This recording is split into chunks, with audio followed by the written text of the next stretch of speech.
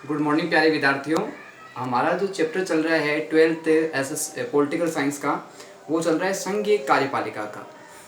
प्रमुख रूप से भारत में जो संघीय कार्यपालिका पाई जाती है, उसके जो दो रूप है प्रमुख रूप से देखने को मिलते हैं। पहला रूप होता है वास्तविक कार्यपालिका और दूसरा होता है अवास्तविक कार्यपालिका, जिसको हम नाम मात्र की कार्यपालिका भी कह सकते हैं। एक होती है नाम मात्र की कार्यपालिका और दूसरी क्या होती है, वास्तविक कार्यपालिका। नाम मात्र की जो कार्यपालिका है उसका जो प्रमुख है वो भारत में कौन होता है, राष्ट्रपति होता है। जबकि जो वास्तविक कार्यपालिका है उसका प्रमुख है मंत्री परिषद और प्रधानमंत्री है वो वास्तविक कार्यपालिका के प्रमुख होते हैं।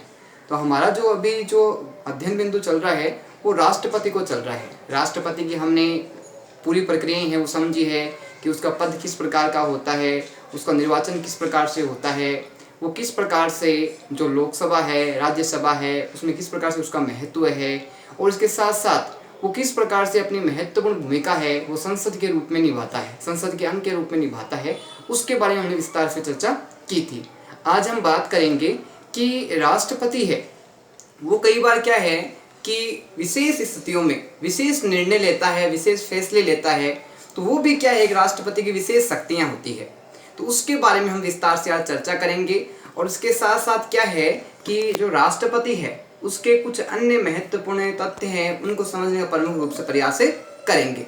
सबसे पहले बात यह है कि राष्ट्रपति राजनीतिक आधार पे कुछ फैसले लेता है, उनके बारे में विस्तार से हम चर्चा करेंगे। बात आती है कि 1998 में भारतीय जनता पार्टी का गठबंधन बड़ा व बहुमत के करीब था। 1998 की अपन बात करें तो उस समय जो भारतीय जनता पार्टी है उसका जो गठबंधन है, गठबंधन का मतलब होता है कि बहुत सारी पार्टियों को मिला के जब एक गठबंधन का निर्माण होता है, एक समूह का निर्माण होता है, एक शक्ति का निर्माण होता है, तो उसे गठबंधन प्रमुख रूप से कहा जाता है। तो 1998 में जो भारतीय जनता पार्टी का गठबंधन था वो बहुमत के करीब था, बहुमत के नज़दीक था। तो उसके आधार पे क्या है कि राष्ट्रपति ने अपना राजनीतिक आधार पर फैसला लिया। किस आधार पर फैसला लिया कि गठबंधन के नेता अटल बिहारी वाजपेयी को दस्तावेज प्रस्तुत करने को कहा। गठबंधन के जो नेता है कौन थे, अटल बिहारी वाजपेयी थे, और उनको अपनी जो ताकत है, अपना जो गठबंधन है उसको स्थापित करने के लिए दस्तावेज यानी महत्वपूर्ण दस्तावेज है वो प्रस्तुत करने के उनको कहा, और कहा कि आप अपना जो है बहुमत है उसको साबित करिए। बात आती है कि पद ग्रहण करने के 10 दिन में लोकसभा में विश्वास प्राप्त करना। जैसे ही अटल बिहारी है वो वाजपेयी अपना पद ग्रहण करते हैं, किस पद का, प्रधानमंत्री का, तो इसके साथ ही क्या है उनको 10 दिन के अंदर अंदर लोकसभा में क्या है कि उनको अपना विश्वास प्राप्त करना होगा। विश्वास प्राप्त करने का मतलब यहाँ है कि उनको समर्थन प्राप्त करना होगा, उनको बहुमत प्राप्त करना होगा कि वो इस पद के, इस प्रधानमंत्री पद के, उसके साथ साथ बहुमत की पार्टी के लीडर है, नेता है। तो उनको इसके लिए 10 दिन का समय दिया गया, और 10 दिन के अंतर्गत उनको क्या है अपना विश्वास साबित करना था, अपना दस्तावेज प्रस्तुत करने थे। तो ये जो फैसला था ये राष्ट्रपति का एक राजनीतिक फैसला था। तो इस प्रकार हम कह सकते हैं कि राष्ट्रपति का राजनीतिक फैसला भी क्या है, कभी कभी कुछ विशेष स्थितियों में महत्वपूर्ण योगदान रखता है।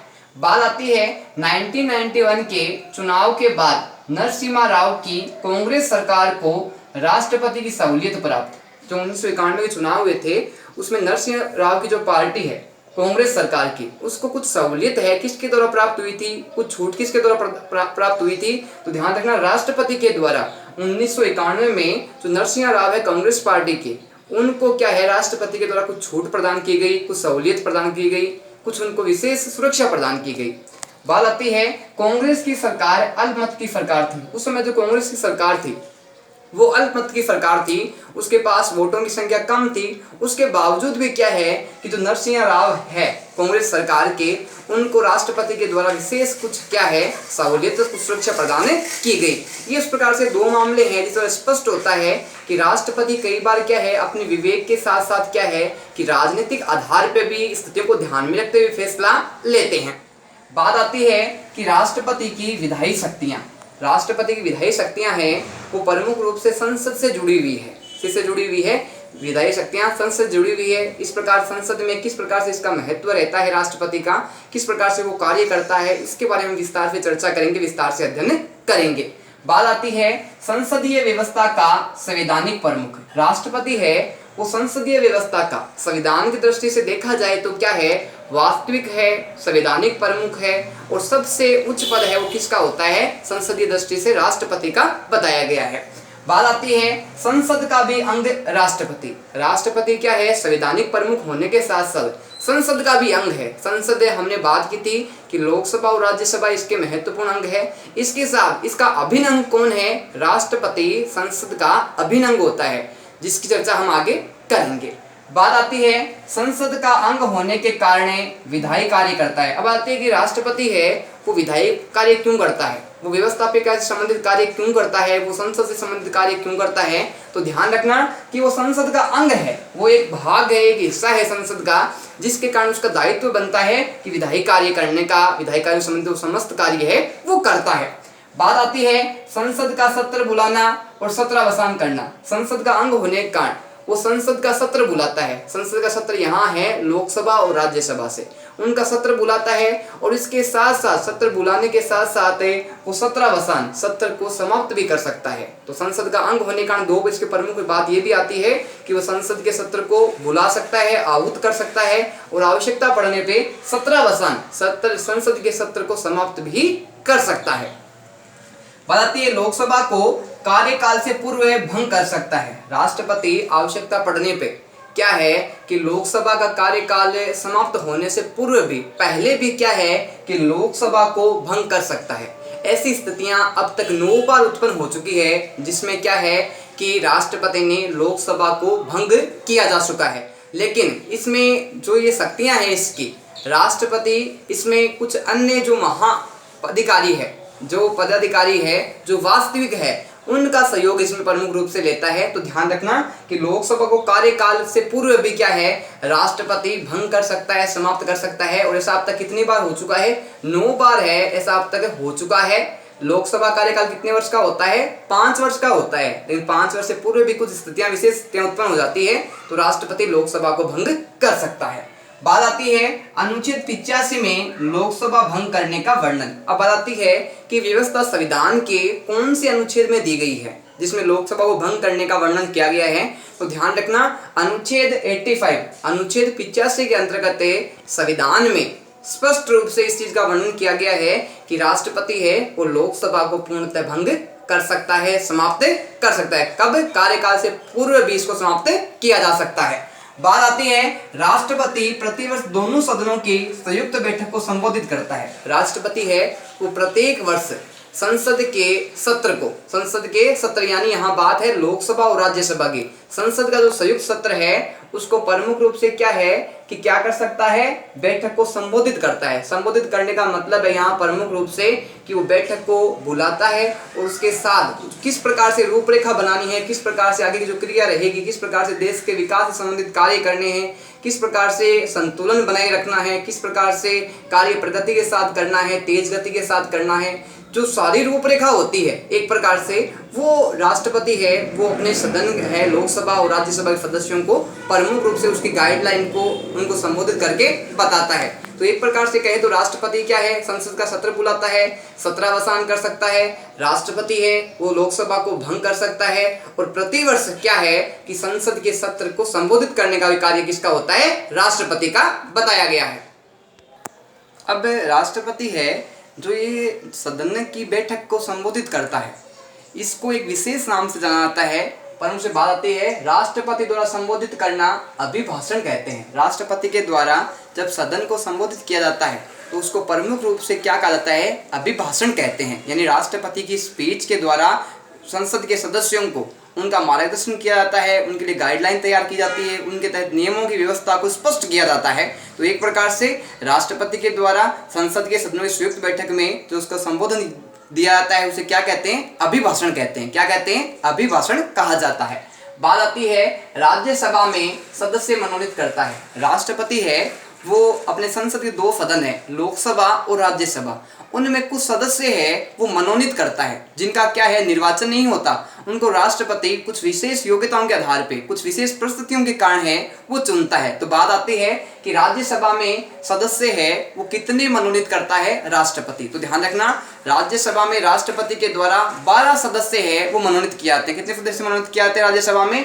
12 सदस्य है वो मनोनीत किए जाते हैं। बात ये आती है कि जो 12 सदस्य हैं ये किन क्षेत्रों से संबंधित होते हैं, या कौन कौन से क्षेत्र ऐसे हैं जिनमें से राष्ट्रपति है सदस्यों को निर्वाचित करता है, उनको मनोनीत करता है। तो ध्यान रखना, प्रमुख रूप से कला, साहित्य, विज्ञान, समाज सेवा के जो प्रमुख क्षेत्र है, इनमें इन सदस्यों का विशेष योगदान होता है, विशेष महत्व दिया होता है, विशेष उपलब्धियां होती है। इन विषयों के आधार पे राष्ट्रपति है वो राज्यसभा में इन क्षेत्रों से जुड़े हुए विशेष लोगों की उपलब्धि के कारण 12 सदस्यों को क्या है कि राज्यसभा में मनोनीत करता है। बात आती है लोकसभा में सदस्य मनोनीत करता है। लोकसभा में राष्ट्रपति के द्वारा कितने सदस्य मनोनीत किए जाते हैं? तो ध्यान रखना, लोकसभा में राष्ट्रपति के द्वारा 2 सदस्य हैं वो मनोनीत किए जाते हैं। अब बात ये आती है कि ये 2 सदस्य कौन से होते हैं जिनको राष्ट्रपति है वो लोकसभा में मनोनीत करता है। तो ध्यान रखना, जो आंग्ल भारतीय समुदाय के सदस्य हैं। कौन से समुदाय के सदस्य? आंग्ल भारतीय समुदाय के जो सदस्य हैं उनको क्या है कि राष्ट्रपति लोकसभा में निर्वाचित करता है। कितने सदस्यों को मनोनीत करता है? 2 सदस्यों को करता है। इस प्रकार राज्यसभा में 12 सदस्य और लोकसभा में 2 सदस्य हैं, उनको मनोनीत करने का कार्य कौन करता है? राष्ट्रपति के द्वारा किया जाता है। बात आती है अनुच्छेद 111 के अनुसार राष्ट्रपति के हस्ताक्षर के बाद विधेयक कानून का रूप लेता है। सबसे बड़ी विशेषता, सबसे बड़ा गुण राष्ट्रपति का संसद का अंग होने के कारण कि अनुच्छेद 111 के अनुसार ये स्पष्ट व्यवस्था दी गई है कि राष्ट्रपति के हस्ताक्षर के बाद, राष्ट्रपति के समर्थन के बाद, राष्ट्रपति की अनुमति के बाद है कोई भी विधेयक है वो कानून का रूप लेगा। कानून बनने के लिए राष्ट्रपति की अनुमति की और राष्ट्रपति के हस्ताक्षर के रूप के बाद ही क्या है कोई विधेयक बिल है वो कानून का रूप ले पाएगा। बात आती है राष्ट्रपति विधेयक को पुनर्विचार के लिए लौटा सकता है। जब लोकसभा और राज्यसभा से कोई विधेयक पारित होने के बाद में जब राष्ट्रपति के पास आता है तो राष्ट्रपति क्या है कि एक बार उस विधेयक या बिल को पुनर्विचार के लिए, यानी दोबारा उस पर विचार करने के लिए संसद को लौटा सकता है। संसद है उसको वापस पहुंचने के बाद में उस पर विचार विमर्श करेगी, उसमें आवश्यकता होने पर संशोधन भी कर सकती है।